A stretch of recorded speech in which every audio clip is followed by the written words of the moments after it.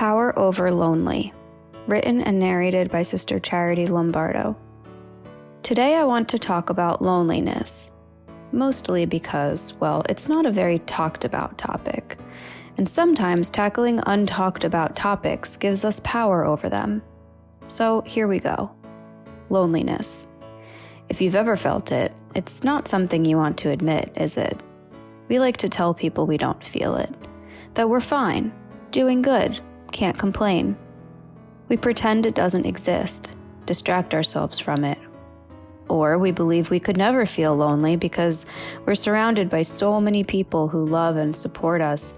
We trust it must be something else. That last one was me. I never thought I was the kind of person who would ever feel lonely, until I felt a whole lot of it all at once. I first felt loneliness in college.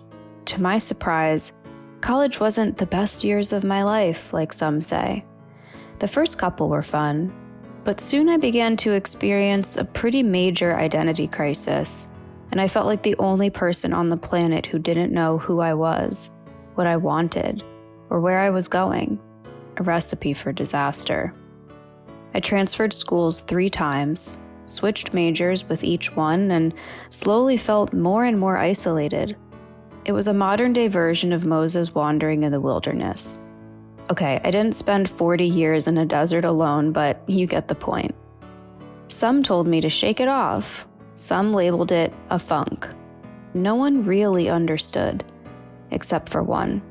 His name was Jesus. And Jesus got me. He knew loneliness better than I did and could comfort me in ways the world couldn't. He opened doors that were cemented shut, provided the right people at the right time, and made me feel like I was part of something. Looking back, I see there were things I needed to know about myself and God that were only knowable through solitude. I see that He was strategically using some of the most formative years of my life to shape me. How genius. All while reminding me that He'll always come down to our level. God promises to meet us in all our lonelies. The lonely we feel when no one's around, the lonely we feel in a room with 100 people, the kind we feel at dinner with our closest friends, even the kind we feel in a loving relationship. After all, He promised never to leave us or forsake us. Hebrews 13:5. That we can know for sure.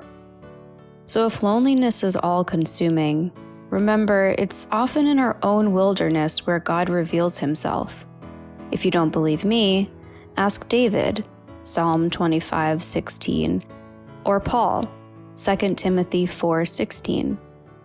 That power I mentioned earlier, it's all in Him. And if you've got Him, well, loneliness, it doesn't stand a chance.